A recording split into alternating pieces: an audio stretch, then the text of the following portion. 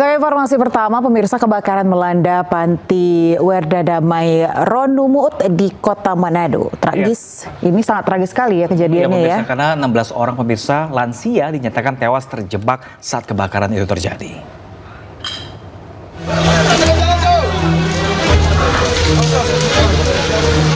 Kobaran api dengan cepat meludeskan Panti Werda Damai Ronumut di Kota Manado, Sulawesi Utara Minggu malam. Warga bersama petugas berjibaku mengevakuasi para lansia yang terjebak kebakaran. Naas usai api dipadamkan, petugas menemukan ada 16 jenazah lansia dalam kebakaran tersebut. Di sini jam 8 api sudah mulai ada di sebelah dapur itu. Nah, cuma sampai berapa 5 menit api sudah melingkar di tinggal mengevakuasi tuh yang belum masih diselamat di belakang, bagian belakang. Nah, jadi di bagian belakang itu yang selamat ada sekitar 6 orang. Selain korban tewas, ada 3 lansia mengalami luka bakar. 2 korban dirawat di RSUD Manado, 1 lainnya dirawat di Rumah Sakit Awaloi Manado. Sementara belasan jenazah dibawa ke Rumah Sakit Bayangkara Kota Manado untuk proses identifikasi. Hingga kini penyebab kebakaran panti masih terus diselidiki. Dari Kota Manado, Jeffrey Langi, iNews melaporkan. Sementara itu pemirsa, Polres Mandailing Natal, Sumatera Utara ini kembali menangkap 2 tersangka baru dalam kasus pembakaran Mapolsek Muara Batang Gadis di Mandailing Natal, Sumatera Utara. Ya, keduanya diduga sebagai provokator yang menghasut warga melakukan aksi anarkis.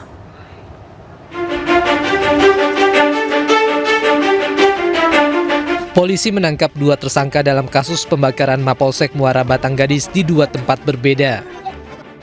Pelaku langsung dibawa ke Mapolres Mandailing Natal untuk diperiksa.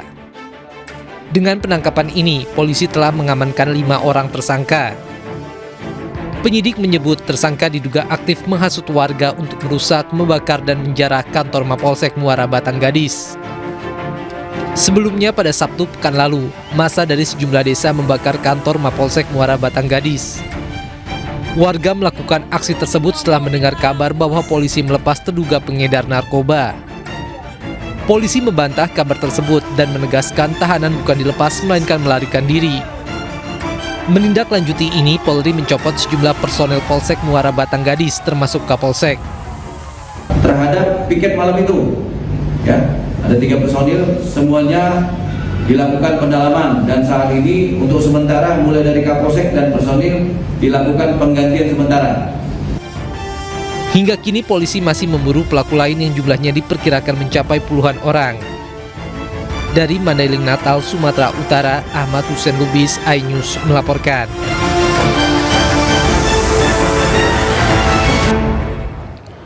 Pemirsa, pencuri gagal kabur usai mencuri motor di Kabupaten Lampung Timur, Lampung, babak belur dihakimi warga. Nah, ini pemirsa, atas perbuatannya pelaku pun terancam 5 tahun penjara.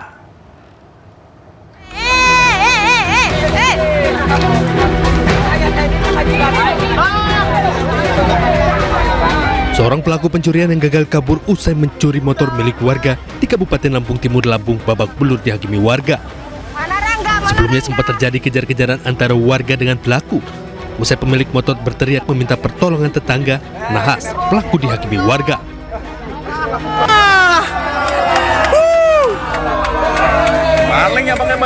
Dapat laporan warga, polisi dengan cepat evakuasi pelaku dari amukan massa.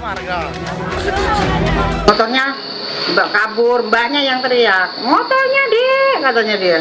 Kita jam berapa sih, Bu? Peristiwanya? Kurang lebih jam 1-an lah, jam 1 lewatan lah, ya orang dari rumah jam 1. Pelaku berhasil dan ditangkap dikarenakan pelaku melintasi atau lewat jalan buntu sehingga pelaku berhasil ditangkap oleh Babin Kamtibmas atau anggota Polsek Mataram Baru beserta masyarakat. Diketahui tersangka merupakan seorang warga Kabupaten Lampung Selatan, Lampung. Ia mengaku melakukan pencurian lantaran khilaf atas perbuatannya. Pelaku terancam 5 tahun penjara. Dan Lampung Timur, Lampung, Tinus Ristanto, iNews melaporkan. Pemirsa, diduga cekcok masalah pembagian harta warisan, seorang pria di Goa, Sulawesi Selatan tega menikam pamannya menggunakan tombak. Nah, pemirsa, korban yang terluka di bagian dada dan kaki dilarikan ke rumah sakit terdekat.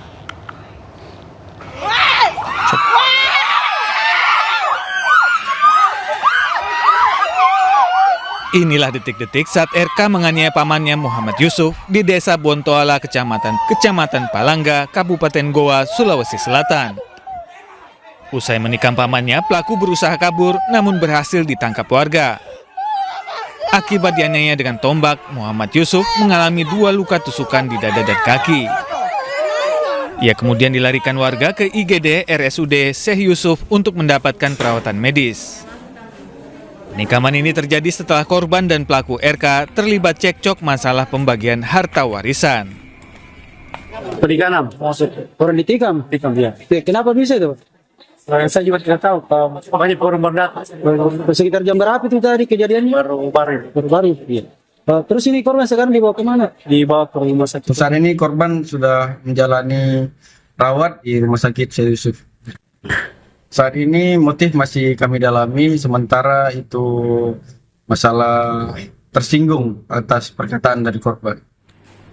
Saat ini pelaku telah menjalani pemeriksaan di Satreskrim Polres Goa, Sulawesi Selatan. Dari Kabupaten Goa, Sulawesi Selatan, Bukma Ainus melaporkan. Ya, pemirsa, geger, satu keluarga ini ditemukan tewas dibunuh di rumahnya di Kecamatan Besuki, Situbondo, Jawa Timur. Ibu dan anak ditemukan tewas di kamar, pemirsa, sedangkan ayahnya tergeletak di kamar mandi.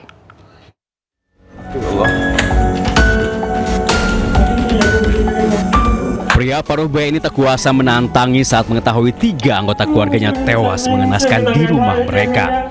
Mereka adalah pasangan suami istri Kasil 55 tahun dan istrinya Suningsih 42 tahun serta anak sematawayang keduanya Nia 20 tahun yang masih berstatus sebagai mahasiswa.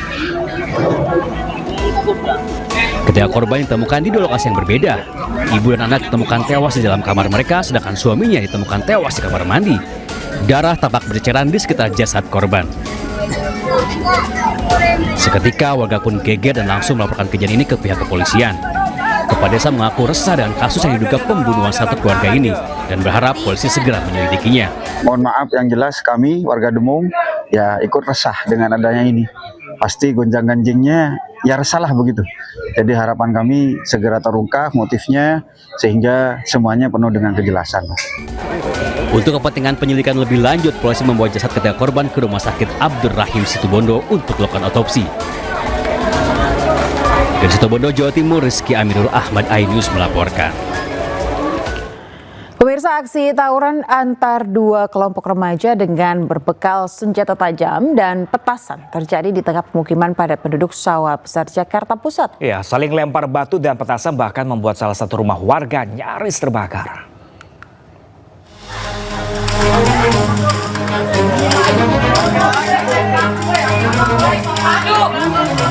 Berbekal senjata tajam berukuran besar, 2 kelompok pemuda terlibat aksi tawuran di tengah permukiman padat penduduk di Jalan G, Karanganyar, Jakarta Pusat. Kedua kubu saling serang menggunakan batu dan petasan.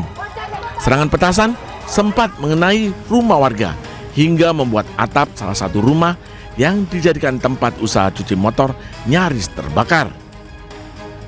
Menurut warga, tawuran terjadi usai subuh melibatkan 2 kelompok remaja yang tinggal di Jalan B dan kelompok remaja di Jalan Kartini. Meski belum diketahui jelas pemicunya, namun warga mengaku sangat khawatir karena tawuran bisa membahayakan warga dan menimbulkan kebakaran. Kira-kira jam 5 kurang antara anak B2 dengan Kartini atau Lapendos yang membahayakan membawa senjata tajam dan juga membawa petasan dan hampir saja membakar spanduk rumah saya yang ada di sini. Warga berharap pihak kepolisian bergerak cepat menangkap para pelaku, mengingat aksi tawuran di masa libur Nataru terjadi hampir setiap malam. Dari Jakarta, Rani Sanjaya, iNews melaporkan. Ya pemirsa, seorang pria membuat resah warga setelah memamerkan senjata api kepada satpam perumahan di Bedahan Sawangan, Kota Depok. Usai diperiksa polisi pemirsa, senjata api tersebut ternyata adalah sebuah mainan.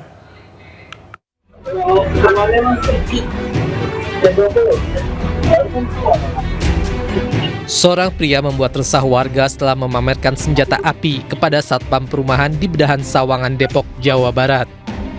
Kejadian bermula saat pria tersebut mendatangi pos keamanan perumahan dan menanyakan alamat sebuah rumah.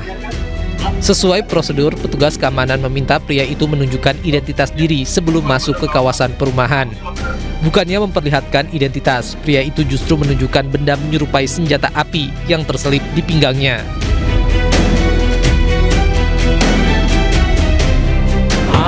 Ketuanya apa? Dia bilang mau mijit. Saya bilang yang mijit siapa nih? Pak, ya plus nggak? Dia bilang gitu kan. Plus. Mohon maaf Pak, saya minta identitasnya dulu. Ada, dia geser kemari ke pos. Nah, dia bilang plusnya tuh dia. Saya bilang enggak.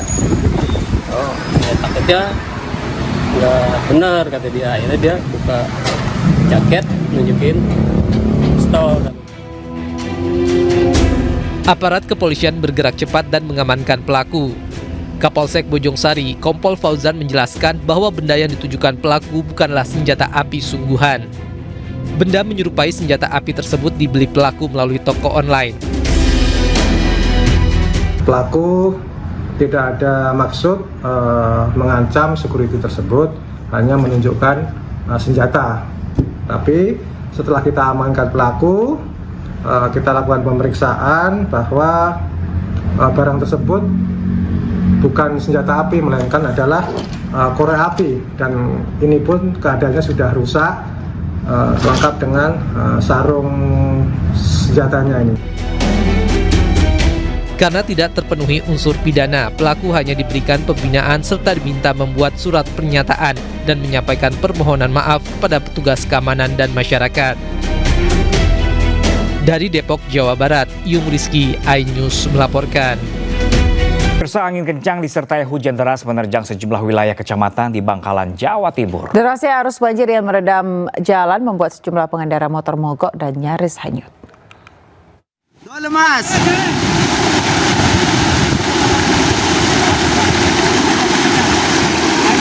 Pengendara motor wanita ini kehilangan keseimbangan saat motor yang dikendarainya mulai terseret arus deras air banjir di depan pasar Jalan Raya Kamal, Kabupaten Bangkalan, Jawa Timur.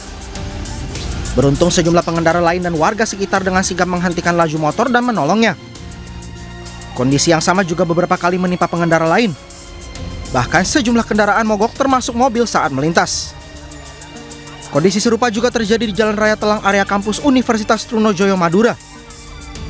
Selain berarus deras, air banjir bercampur sampah dari got juga menggenangi sebagian rumah warga dan toko yang ada di pinggir jalan. Badan Penanggulangan Bencana Daerah mengatakan angin kencang dan hujan deras ini diprediksi akan terus terjadi hingga bulan Januari nanti. Hujan yang sangat deras dan lebat ini, air tidak masuk ke gorong-gorong tapi tumpah ke jalan. Gitu. Tapi tidak ada korban jiwa, cuma beberapa rumah yang nampak kotor karena ketumpahan air hujan yang tercampur got-got atau selokan yang tumpah ke jalan raya tadi. Masyarakat diimbau agar lebih waspada dampak cuaca ekstrim termasuk bagi setiap pengendara yang sedang dalam perjalanan. Dari Bangkalan, Jawa Timur, Taufik Syarawi, iNews melaporkan. Pemirsa, hujan deras yang mengguyur Kabupaten Purwakarta, Jawa Barat Minggu sore berujung tragedi. Nah, ini pemirsa, ada sebuah tembok penahan tanah ambruk dan menimbun seorang warga hingga tewas. Bro, tim napis sini belum? Napis. Belum. Ada di sini tadi. Setelah tertimbun tembok penahan tanah yang ambruk selama 4 jam, tim gabungan akhirnya menemukan korban seorang pria 51 tahun warga desa Mekargali, Purwakarta dalam kondisi tak bernyawa. Diketahui korban tertimpa tembok penahan tanah yang ambruk akibat hujan deras pada Minggu sore. Petugas menemui sejumlah kendala dalam proses evakuasi, lantaran akses menuju TKP yang sempit sehingga tak bisa menggunakan alat berat. Sangat ada potensi, makanya kita kasih tahu sama pemilik rumah yang di atas di perumahan untuk sementara mengungsi dulu beberapa rumah yang berhimpitan dengan itu. Pemerintah daerah mengimbau masyarakat tetap waspada adanya longsor susulan, mengingat intensitas hujan lebat masih akan terjadi. Dari Purwakarta, Jawa Barat, Irwan Ainus melaporkan. Sementara itu pemirsa, banjir bandang menerjang permukiman warga di tebing tinggi Kabupaten Balangan, Kalimantan Selatan. Air bercampur lumpur merendam ratusan rumah warga. Yang punya banjir dalam benar, nah untuk awayan dan di bawahnya tetap waspada dan hati-hati. Video amatir warga merekam kejadian saat banjir bandang menerjang permukiman warga di Kecamatan Tebing Tinggi, Kabupaten Balangan, Kalimantan Selatan. Air bercampur lumpur datang tiba-tiba merendam permukiman, mencapai 2 meter dan menyisakan atap rumah yang terlihat. Hujan dengan intensitas tinggi yang mengguyur wilayah ini membuat air sungai Pitap meluap. Banjir terparah dirasakan warga desa Juu, Sungsum, dan Gunung Batu, Kecamatan Tebing Tinggi. Warga terpaksa mengungsi ke tempat yang lebih aman tanpa bisa menyelamatkan harta benda mereka. Kita ada di sini baru kali ini yang banjir paling parah. Sebelumnya banjir paling ketinggian air sekitar berapa, Pak? Ya kurang lebih 50-60 lah dalam rumah. Jadi sekarang ini udah hampir 1,5 meter lah. Nampak di sini ketinggian air kurang lebih sekitar 2 meter. Jadi fasilitas umum yang terdampak di sini yang kena banjir, masjid, ada sekolah, dan kantor-kantor desa. Sampai saat ini tidak ada korban jiwa, cuma ada beberapa barang-barang berharga milik warga dan ternak warga yang menjadi korban. Kini banjir sudah berangsur surut dan menyisakan lumpur cukup tebal di rumah warga yang terdampak. Mereka bergotong royong membersihkan sisa lumpur dengan peralatan seadanya. Dari Balangan, Kalimantan Selatan, Suhardian, Ainus melaporkan.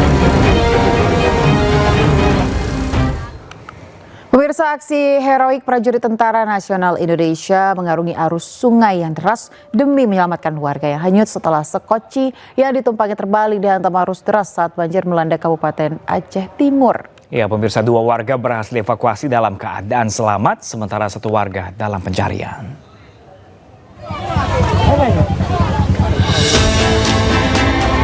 Beginilah detik-detik aksi penyelamatan yang dilakukan prajurit TNI dari Batalion Infanteri TP 853 Bawar Rejibur. Mereka berupaya menolong warga yang hanyut setelah sekoci yang ditumpangi terbalik akibat derasnya arus sungai. Peristiwa ini terjadi di Kampung Paya Gajah, Kecamatan Berelak Barat, Kabupaten Aceh Timur. 2 prajurit TNI Letnan 2 Infanteri Didik Wira Laksamana dan Sersan Mayor Kamiluddin Saputra nekat terjun langsung ke sungai. Tanpa peralatan keselamatan memadai, keduanya mengarungi arus yang deras demi mengejar dan menyelamatkan korban yang terombang-ambing di tengah arus banjir.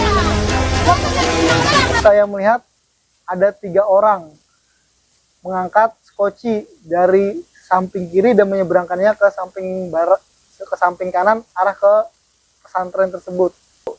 Setelah beliau mencoba menuju ke arah pesantren, skoci beliau melawan arus, jadi terbawa arus dan akhirnya menabrak besi penghalang di sebelah jembatan yang mengakibatkan 3 orang tersebut skocinya terbalik. Namun saat kami lihat kejadian tersebut, kami dari personil anggota Unit TP 853 Bawar Rejibur, kami langsung melaksanakan evakuasi tanpa berpikir panjang. Berkat kesigapan dan keberanian prajurit TNI, 2 warga berhasil diselamatkan dan dievakuasi ke tempat yang aman. Namun nahas, 1 warga lainnya hilang terbawa derasnya arus sungai. Dari Kabupaten Aceh Timur, Yusradi Ainus melaporkan. Ratusan prajurit TNI Angkatan Darat dari Yonif 115 membersihkan pasar Kuala Simpang, Aceh Tamiang, Aceh.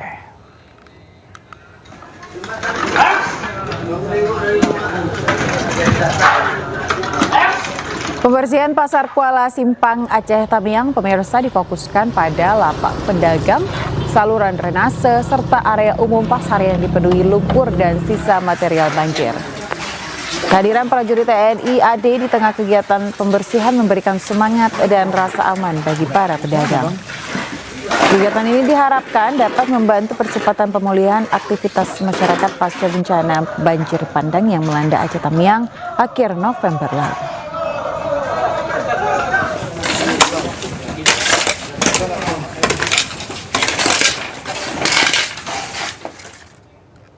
Pemirsa, hujan deras yang mengguyur Kabupaten Agam, Sumatera Barat kembali memicu longsor dan banjir bandang susulan pada Minggu sore. Ya, sejumlah akses jalan strategis putus total dan sebuah kendaraan minibus terjebak material lumpur di pantai Ngarai Sianok. Kok kondisi terkininya? Kok otorita lewat Bapasuan Lata Purwa. Hujan dengan intensitas tinggi memicu banjir bandang yang disertai longsoran tanah di jorong Kampung Pisang, terutama di kawasan Kelok Limau dan Kelok Mercedes, Kabupaten Agam. Akibatnya sebuah mobil terjebak lumpur dan akses jalan Matur Bukit Tinggi di jalur Pantai Ngarai Sianok, Kecamatan Ampekoto kembali putus total. Sementara itu, hujan deras juga memicu banjir bandang susulan di jorong Pasa, Nagari Maninjau, Kecamatan Tanjung Raya. Sungai Muaro Pisang meluap membawa lumpur kayu dan bebatuan.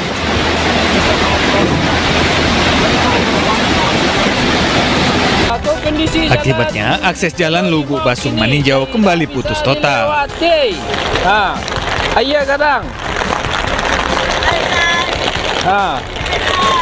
Sekian. Tugas kepolisian dan aparat gabungan bersama warga berupaya mengevakuasi warga ke tempat yang lebih aman.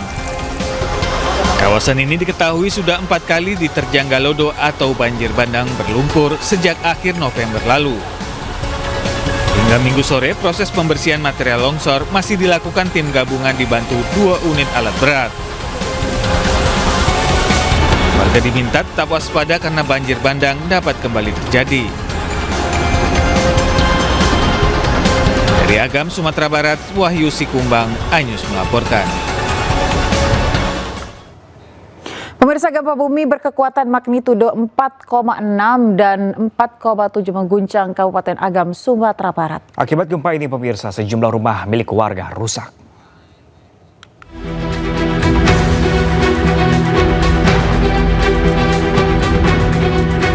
Gempa berkekuatan magnitudo 4,6 dan 4,7 membuat sejumlah penghuni kos di Kota Bukit Tinggi, Sumatera Barat panik dan berlari keluar menyelamatkan diri.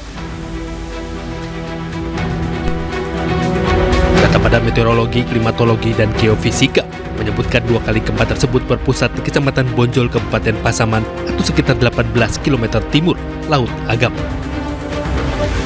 2 kali gempa ini dilaporkan mengakibatkan rumah-rumah warga di Kecamatan Pelambayan, Kabupaten Agam mengalami keretakan pada dinding dan struktur bangunan. Ada gempa yang membuat warga sekitar terkejut dan juga membuat rumah-rumah warga di sini menjadi retak-retak dan pecah-pecah akibat gempa yang berskala 4,7 dan seismograf Pos Pengamat Gunung Api Merapi di Bukit Tinggi mencatat, selain gempa utama juga terjadi 10 kali gempa susulan dengan kekuatan maksimal bermagnitudo 4,7. Pada jam 9:11:34 terekam gempa tektonik terasa dengan magnitudo 4,6 dengan jarak 18 km timur Laut Agam yang kedalaman 10 km. Apa ada gempa susulan ternyata? Di seismograf kami tercatat 10 kali gempa susulan sampai jam 10.30. Hingga Minggu siang belum ada laporan korban jiwa akibat gempa ini. Sementara jumlah rumah warga yang mengalami kerusakan masih dalam proses pendataan oleh petugas terkait. Dari Agam dan Bukit Tinggi, Sumatera Barat, Wahyu Sikumbang, iNews melaporkan. Pemirsa, dampak bencana banjir bandang dan longsor di Tapanuli Tengah, Sumatera Utara cukup berat dan meluas. Ya, 1 bulan bencana berlalu, pemirsa, 6 desa di Kabupaten Tapanuli Tengah masih tanpa jaringan listrik, telekomunikasi, dan akses internet.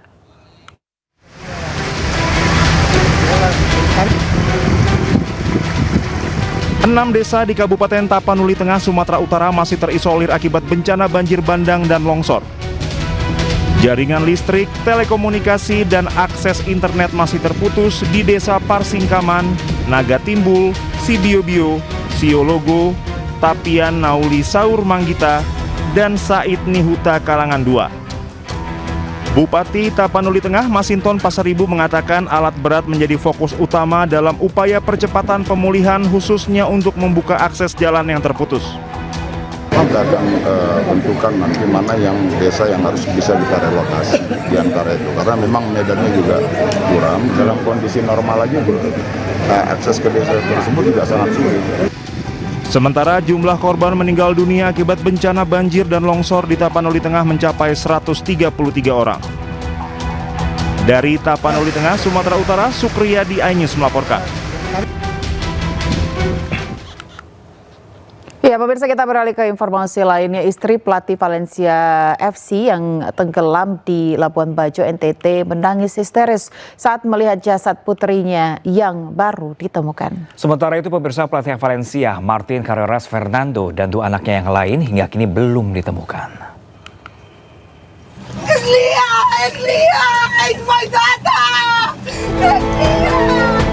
Mar Martinez Ortuno menangis histeris menyaksikan putri kesayangannya telah terbujur kaku di dalam kantong jenazah. Mar adalah istri dari pelatih tim sepak bola Spanyol putri Valencia CF, Martin Carreras Fernando, yang hingga kini belum ditemukan. Martin dan 3 anaknya tenggelam saat menaiki kapal motor Putri Sakinah di perairan Labuan Bajo, Nusa Tenggara Timur.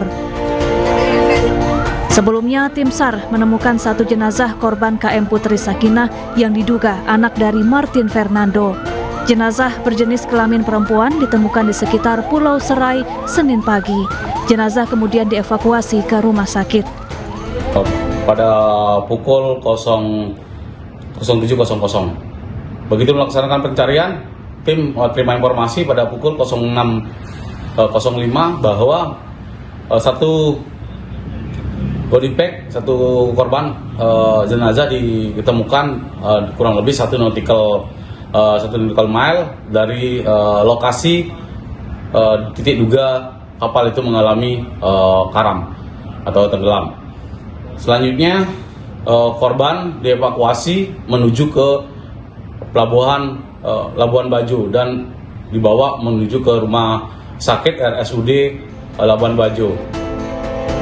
Sebelumnya, KM Sakinah yang ditumpangi pelatih Valencia dan keluarganya tenggelam di sekitar Pulau Padar, kawasan Taman Nasional Komodo, NTT, Jumat malam. Kapal yang mengangkut 11 orang itu mengalami mati mesin sebelum dihantam gelombang tinggi. Pelatih Valencia, Martin Fernando, dan 3 anaknya terbawa arus, sementara istri dan 1 anaknya yang lain selamat. Dari Manggarai Barat, Nusa Tenggara Timur, Yosef Mario, iNews melaporkan. Sementara itu, pemirsa, cuaca ekstrim yang terjadi selama akhir Desember hingga awal Januari ini membuat pemerintah melarang pelayaran di Labuan Bajo. Iya, Kementerian Pariwisata juga mengimbau wisatawan untuk menghindari wisata bahari. Pemerintah melalui kantor Kesyah Bandaran Labuan Bajo sudah menutup sementara layanan surat persetujuan berlayar untuk tujuan Padar, Komodo, dan juga sekitarnya. Kami mengimbau kepada seluruh operator kapal wisata agar mematuhi arahan ini serta menghindari aktivitas wisata bahari hingga keadaan dinyatakan aman. Kepada para nahkoda dan juga pengelola kapal wisata, pastikan kelayakan kapal Anda, peralatan keselamatan, jalur komunikasi, dan juga tempat berlindung jika cuaca memburuk. Kami terus berkoordinasi dengan Kementerian Perhubungan, Basarnas, BMKG, pemerintah daerah, dan seluruh pemangku kepentingan destinasi untuk memastikan situasi terkendali dan juga wisatawan tetap terlindungi. Saya berharap wisatawan tetap waspada, mengikuti informasi resmi, dan jangan memaksakan perjalanan laut di tengah cuaca ekstrim. Berhati-hatilah saat berkendara dalam perjalanan liburan Anda karena sebuah minibus berisi 6 wisatawan ini terguling di jalanan curam dan menanjak di kawasan pantai Pelabuhan Ratu, Sukabumi, Jawa Barat. Petugas mengevakuasi sebuah minibus yang terguling di tanjakan Kisarakan, Sukabumi, Jawa Barat. Mobil berisi 6 wisatawan ini terbalik di tengah jalan hingga menutupi jalan alternatif Cikidang, Palabuhan Ratu. Peristiwa bermula saat mobil yang sedang berupaya melintasi tanjakan tiba-tiba terhambat kendaraan lain di depannya. Mobil ini pun terhenti di tengah tanjakan.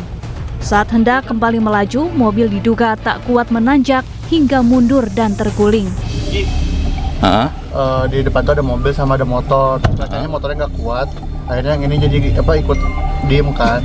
Terus pas mau naik lagi udah nggak kuat jadinya mundur. Terus ngeguling. Pada saat kejadian Akang di dalam mobil itu? Iya. Posisinya di kursi mana? Di belakang sopir. Di belakang sopir. Nah, semua penumpang itu pada saat itu langsung gimana? Langsung menyelamatkan diri kah atau seperti apa begitu terguling? Tenangin dulu, terus saling basing keadaan masing-masing. Udah itu nanti ada yang bantu baru kita keluar semua ketika udah.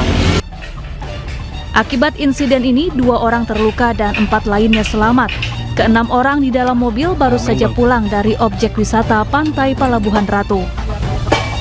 Dari Sukabumi, Jawa Barat, Budi Setiawan, iNews melaporkan. Ya, selanjutnya ada informasi apa, Pram? Ya, pemirsa, ini karena masih masa libur Natal dan Tahun Baru, stasiun Pasar Senen padat oleh penumpang tiba. Ya, lebih dari 15.000 penumpang tiba di stasiun Pasar Senen. Pemirsa, menandakan puncak kepadatan di stasiun Pasar Senen.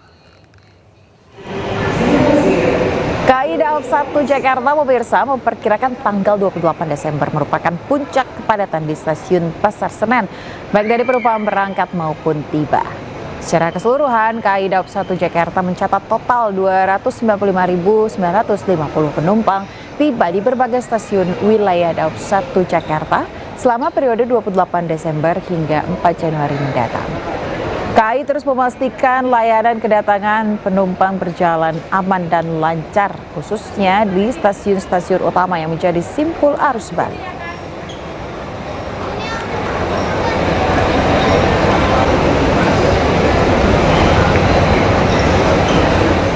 Pemirsa, libur Natal dan Tahun Baru bersamaan dengan libur sekolah membuat kawasan Malioboro, Yogyakarta ramai wisatawan.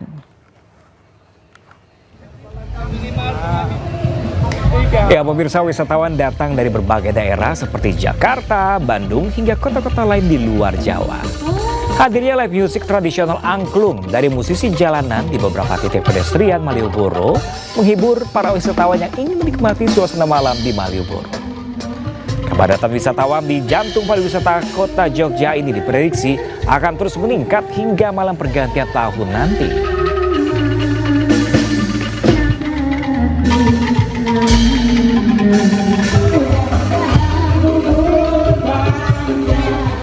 Ya, pemirsa, ini masih dari Yogyakarta. Candi Prambanan, pemirsa, di Sleman ini masih jadi salah satu destinasi wisata favorit bagi pengunjung di masa liburan Natal dan Tahun Baru. Ya, tercatat sejak awal bulan Desember hingga jelang akhir tahun ini, pemirsa, jumlah pengunjung atau wisatawan di Candi Prambanan menembus lebih dari 200.000 orang.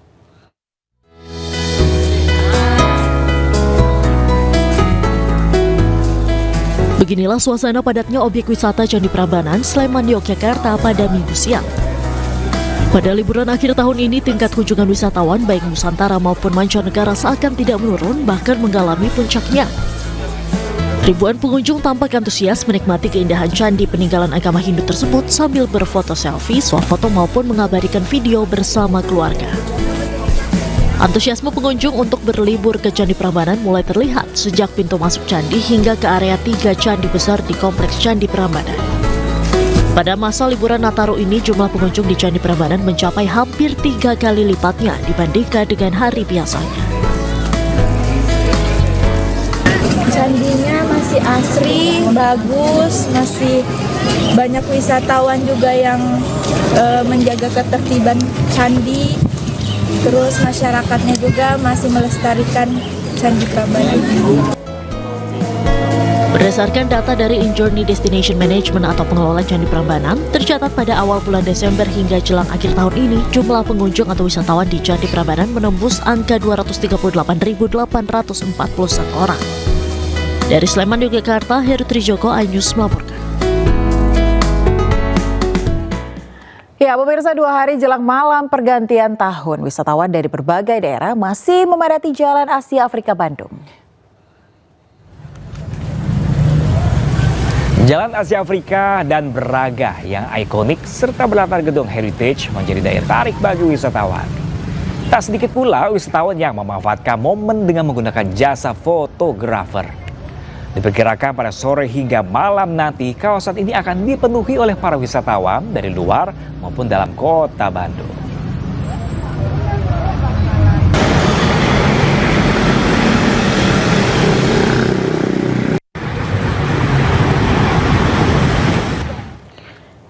Baik pemirsa, kita akan memantau seperti apa suasana liburan di Bandung dan juga Yogyakarta. Sudah ada rekan jurnalis iNews Ervan David di kawasan Asia Afrika Bandung dan juga rekan Heru Trijoko di Candi Prambanan Sleman, Yogyakarta. Kita ke Bandung terlebih dahulu pemirsa, ada rekan kami Ervan David di sana. Halo, selamat pagi rekan Ervan David, bagaimana kondisi Jalan Asia Afrika di pagi menjelang siang ini? Apakah sudah banyak para pelancong yang berpelesiran di sana?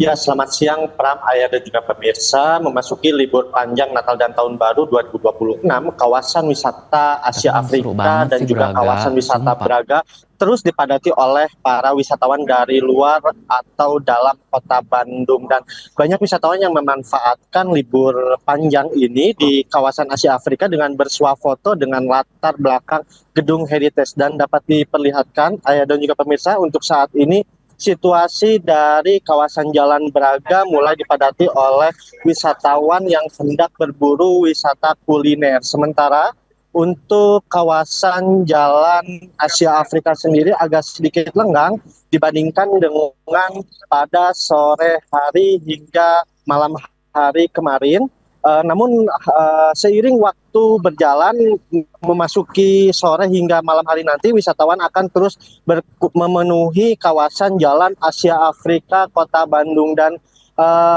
untuk informasi yang kami dapatkan, ada sekitar 100 personel kepolisian dari Polrestabes Bandung serta 600 personel dari Satpol PP Kota Bandung disiagakan untuk mengamankan libur panjang di area kawasan Braga, kawasan Alun-Alun Bandung, dan kawasan wisata Asia Afrika. Dan diprediksi untuk kemeriahan dari wisatawan ini akan terus terjadi hingga mendekati malam pergantian tahun 2026 mendatang. Mengingat Kota Bandung sendiri masih menjadi magnet tersendiri bagi para wisatawan setiap kali memasuki momen pergantian tahun. Demikian Ayah dan juga Pram.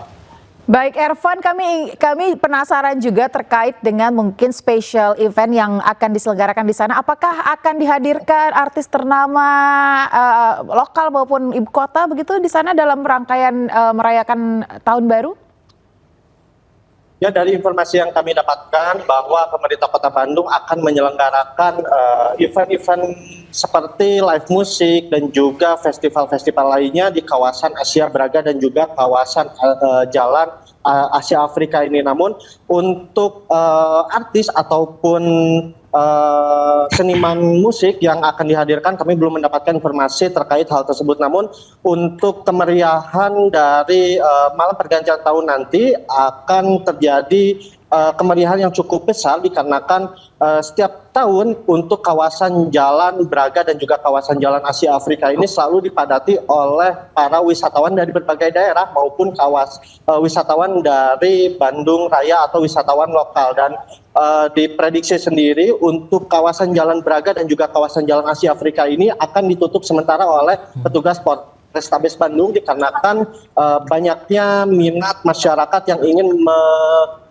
merayakan pergantian tahun di kawasan Jalan Asia Afrika, kawasan Braga dan juga alun-alun. Demikian Ayah dan juga Pram. Baik Ervan, terima kasih dari Bandung. Kita akan lihat seperti apa suasana di Jogja, tepatnya di Candi Prambanan. Sudah ada rekan Heru di sana. Halo, selamat pagi menjelang siang Heru. Seramai apakah Candi Prambanan hari ini? Baik, halo, selamat pagi menjelang siang Pram dan Ayah dan juga pemirsa. Menjelang pergantian tahun baru 2025-2026, Candi Prambanan Yogyakarta masih menjadi salah satu destinasi favorit bagi wisatawan, khususnya di masa liburan Nataru kali ini. Dan berdasarkan data yang kami terima dari pengelola candi, tercatat puncak arus wisatawan di Candi Prambanan terjadi pada hari Sabtu kemarin, yaitu sejumlah hampir 20.000 pengunjung atau wisatawan. Mereka datang dari berbagai daerah di Nusantara, baik di Jawa maupun di Pulau Jawa. Dan rata-rata para wisatawan ini tertarik mengisi liburan Nataru dengan berkunjung ke destinasi wisata yang ikonik. Yogyakarta selain dikenal dengan wisata alamnya, juga dikenal dengan wisata cagar budaya. Dan Candi Prambanan merupakan candi peninggalan Hindu yang usianya sudah ribuan tahun dan menjadi daya tarik maupun magnet bagi wisatawan lokal maupun mancanegara. Dan Pram dan Ayah, kami informasikan bahwasanya pada tahun ini pergantian tahun baru ditiadakan pesta kembang api. Hal ini mengingat untuk menghormati sebagai bentuk penghormatan kepada korban bencana banjir di Sumatera dan juga beberapa daerah lainnya.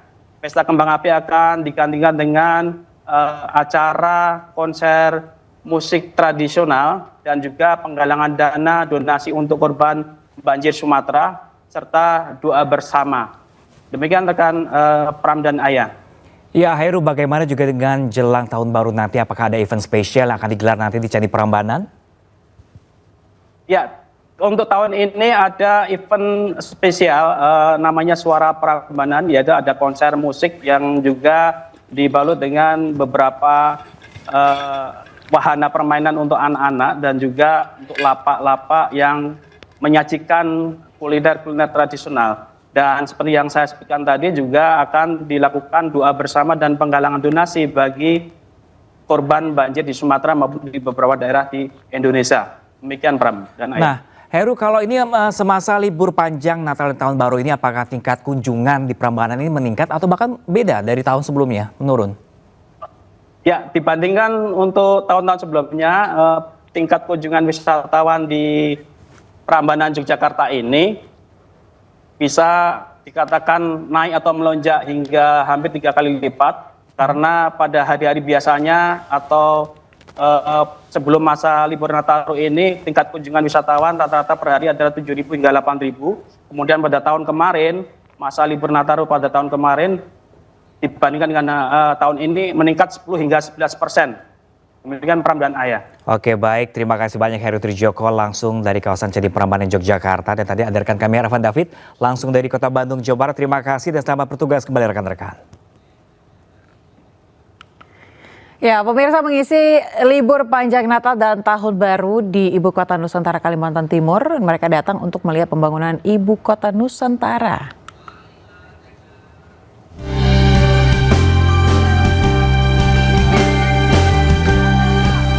Masyarakat dari berbagai daerah datang berkunjung ke Ibu Kota Nusantara untuk menghabiskan waktu libur Natal dan Tahun Baru. Mereka datang karena penasaran ingin melihat langsung pembangunan IKN di Kalimantan Timur. Salah satu pengunjung lansia mengaku bangga Kaltim mempunyai Ibu Kota Nusantara.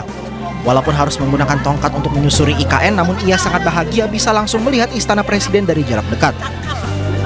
Bangga nggak sih Bu punya IKN di Kalimantan Timur? Kalimantan Timur punya ibu kota nanti. Ibu berangkat ke sini sama siapa? Itu cucunya sih Bu. Oke, siap.